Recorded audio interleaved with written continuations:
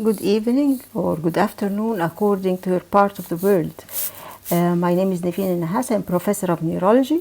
First, I'll talk about neurorehabilitation versus neuromodulation, and then I'll share with you our experience at Ain Shams University in Egypt. Well, neuromodulation deals with changing neural activity through targeted delivery of a stimulus, be that stimulus electrical or chemical, to specific neurological sites, usually aiming at modulating abnormal pathways that have been caused by disease processes.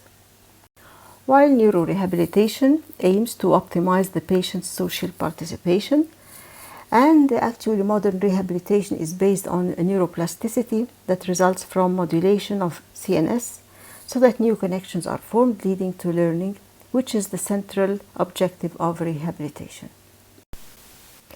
And it has been demonstrated that by providing a stimulating environment, we could increase the number of dendritic spines of pyramidal neurons as we see in this picture.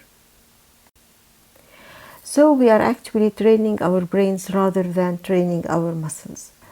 When we work with neuromodulation, we like to think of stroke as a disruption of connectivity due to interruption of blood flow, and true recovery of the brain is considered as restitution of function of neurons that have escaped infarction, yet they are still non-functioning due to metabolic impairment.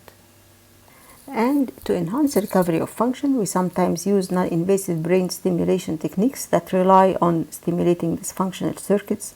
However, the results in various studies are always controversial and unpredictable, so that we are usually unable to replicate them either in therapeutic or and this formed the basis of current brain stimulation protocols.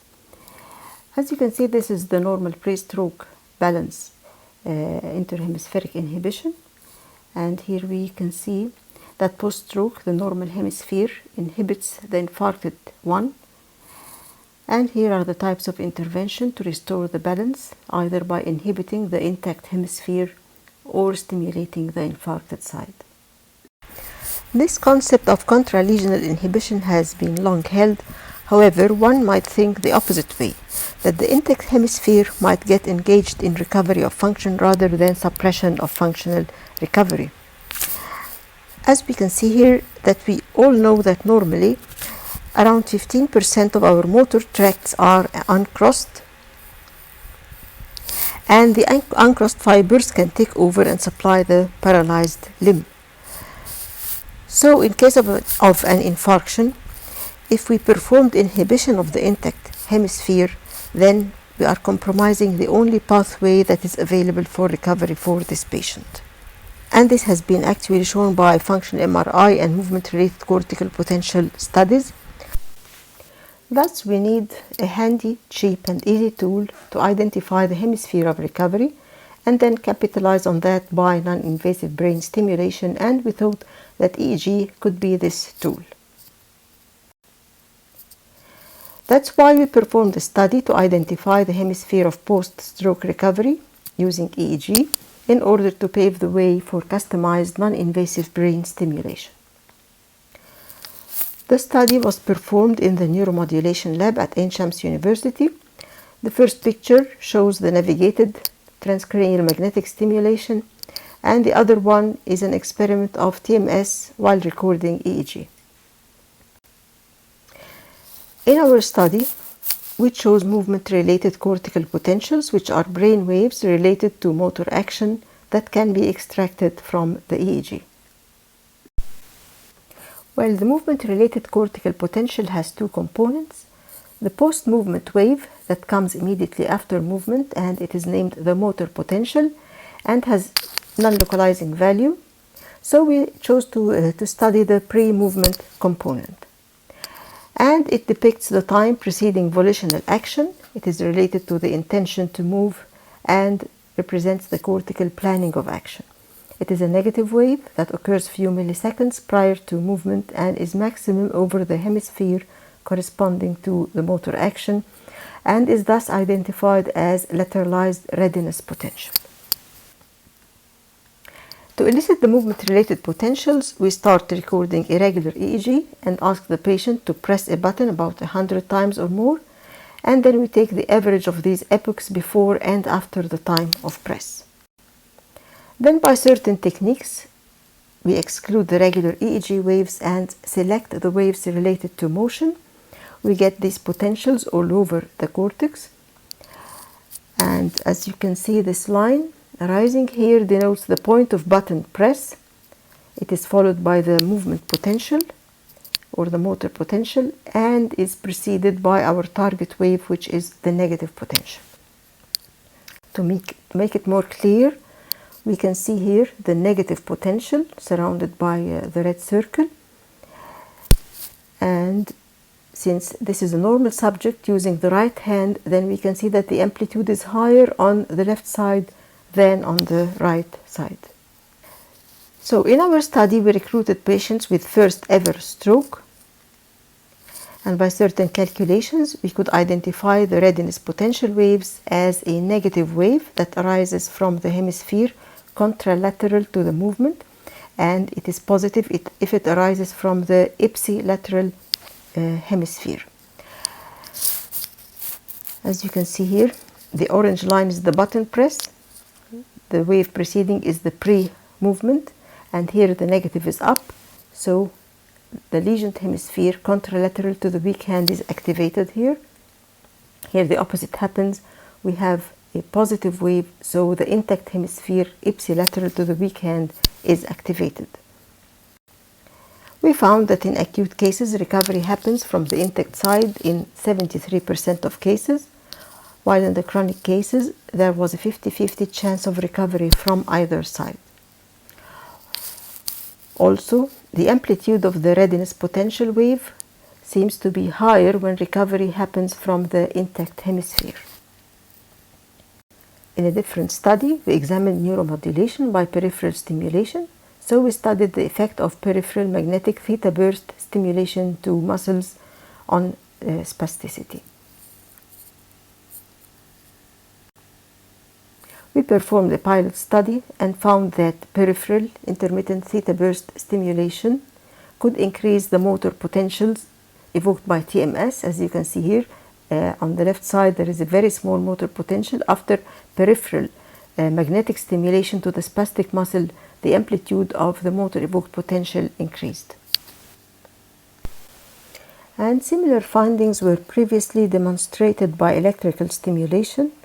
However, magnetic stimulation to muscles can avoid unnecessary stimulation of cutaneous receptors and has the benefit of directing all the current to deeper regions and penetrating down to the muscles.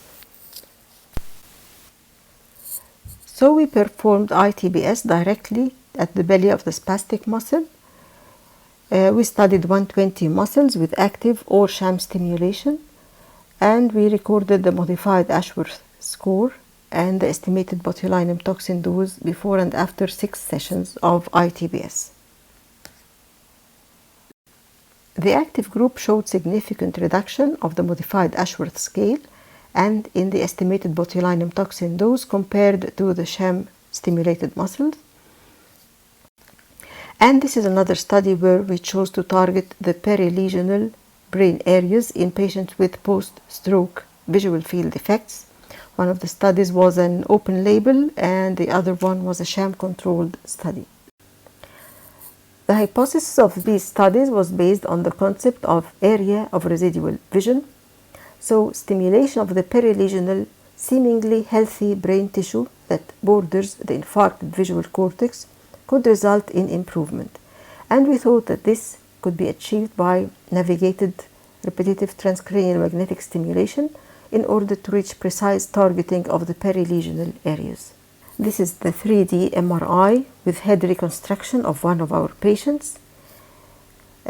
We can see the perilesional points, 4 points that should be stimulated. And on the other side, we see the magnetic field during a TMS session. The results showed significant improvement, as you can see here, in the perimetry parameters, namely the mean deviation, the visual field index in the active group, but there was a non-significant result in the sham group. This is the automated perimetry of one of the patients before and after. Before is seen in the upward part, where we can see dense right homonymous hemianopia. In the lower part of the slide, we can see that the hemianopia mostly recovered with the residual inferior lower quadrantic defect. We also employed neuromodulation to patients with gait apraxia secondary to small vessel disease. We used high frequency RTMS to CZ, and the results showed that there was a significant improvement on all gait parameters in the active group, also in the cognitive and in the sphincteric scales after 6 sessions of RTMS, and this persisted up to 1 month in most scales. On the other hand, the sham group showed significant deterioration in the 10-meter walking test after 1 month.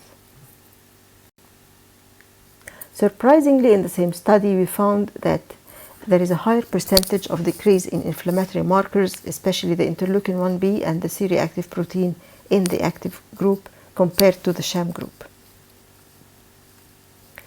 This is one of the patients. He had right thalamic infarction in addition to a background of small vessel disease.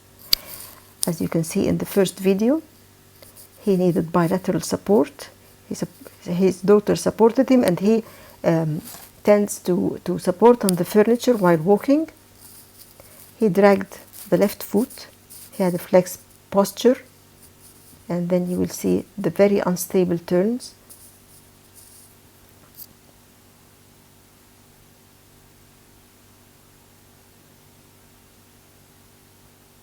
Now, it's very difficult for him to turn without supporting himself.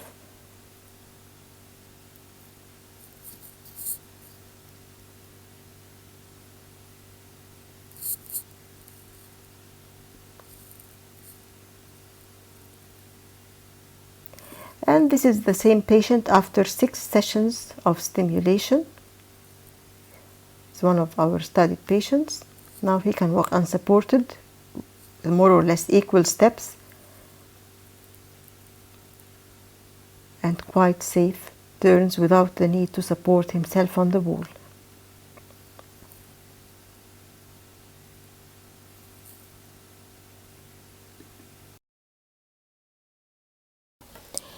And this is another patient where neuromodulation had a positive effect. This patient had a right parietal infarction. He suffered from severe deep sensory loss and severe paresthesia. On movement, he described a sense of a magnet repelling his hand away from the object he likes to hold. As you can see here in the second video, he's saying that he feels that there is something repelling his hand away from the pen, like a magnet repelling his hand. In this patient, we had to decide whether to go for stimulation to the parietal lobe in order to recover sensation, or inhibition to reduce paresthesia. However, it seemed that paresthesia was the most disabling feature, so we decided to try inhibition to P4 together with occupational therapy and sensory education. And this is the same patient after 4 sessions of magnetic stimulation and occupational therapy. He can hold objects in a much easier way, and the sense of a magnet repelling his hand away from objects has nearly disappeared.